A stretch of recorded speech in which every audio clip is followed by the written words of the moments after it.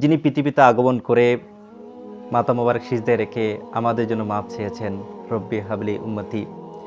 যিনি পুরো জীবন উম্মতের মাগফিরাতের দোয়ায় কাটালেন, এমনকি জীবনের শেষ মুহূর্তেও ওনার পবিত্র জবান মোবারক থেকে বের হচ্ছিল উম্মতি উম্মতি, আমার উম্মত আমার উম্মত। মা বাবা একসময় ভুলে যেতে পারেন, দুনিয়ার মানুষও দূরে সরে যেতে পারে, কিন্তু আকা করিম সাল্লাল্লাহু আলাইহি ওয়াসাল্লাম কখনোই উম্মতকে ভুলে যান না। আকাশ এত বিশাল হওয়া সত্ত্বেও তার একটা সীমা আছে, পৃথিবীতে জমিনের সীমাও নির্ধারিত, কিন্তু রাসূলুল্লাহ সাল্লাল্লাহু আলাইহি ওয়াসাল্লাম এর উম্মতের প্রতি ভালোবাসা তার কোনো সীমা নাই। সেজন্য আলা হযরত কত সুন্দর করে বলছেন, জো না বোলা হাম গরিবো কো রাজা ইয়াদ উসকি আপনি আদত কিজিয়ে। যিনি আমাদের মতো গরিব অসহায়দেরকে ভুলে যাননি, হে রেজা, ওনার স্মরণকেই তুমি নিজের জীবনের স্থায়ী অভ্যাস বানিয়ে নাও।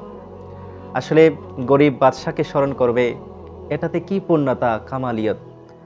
আসলে পূর্ণতা তো সেটাই যখন বাদশাহ গরিবকে স্মরণ করে।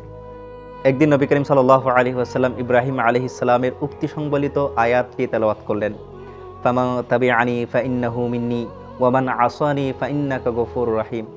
যে আমার অনুসরণ করবে সে আমার দলভুক্ত, আর যে আমাকে অমান্য করবে তার বিষয়টা আমি আপনার উপর ছেড়ে দিচ্ছি, আপনি অতি ক্ষমাশীল পরম দয়ালু। তারপর তিনি ঈসা আলাইহিস ইসলামের উক্তি সংবলিত আয়াতটি তেলাওয়াত করলেন, তুআযিবহুম ফাইন্নাহুম ইবাদুক ওয়া ইন তাগফির লাহুম ফাইন্নাকা আনতাল আজিজুল হাকীম। এই আয়াতগুলো তেলাওয়াত করার পর রাসূল পাক সাল্লাল্লাহু আলাইহি ওয়াসাল্লামের অন্তর উম্মতের চিন্তায় ব্যাকুল হয়ে উঠল। তিনি দুই হাত তুলে কান্না ভেজা কণ্ঠে বলতে লাগলেন, আল্লাহুম্মা উম্মতি আল্লাহুম্মা উম্মতি, হে আল্লাহ আমার উম্মত আমার উম্মত। তখন আল্লাহ তাআলা জিবরাইল আলাইহিস সালামকে নবী করিম সাল্লাল্লাহু আলাইহি ওয়াসাল্লামের কাছে পাঠালেন, হে জিবরাইল, তুমি যাও জিজ্ঞেস করো কেন তিনি কাঁদছেন, যদিও আল্লাহ তাআলা ভালো করে জানেন তিনি কেন কাঁদছেন।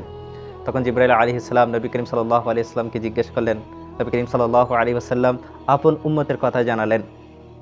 তখন আল্লাহ তাআলা জিবরাইল আলাইহিস সালামকে পুনরায় পাঠালেন এবং বলা হচ্ছে, ইযহাব ইলা মুহাম্মাদিন ফাকুল ইন্না সানুরদিকা ফি উম্মাতিকা ওয়ালা নাসুকা।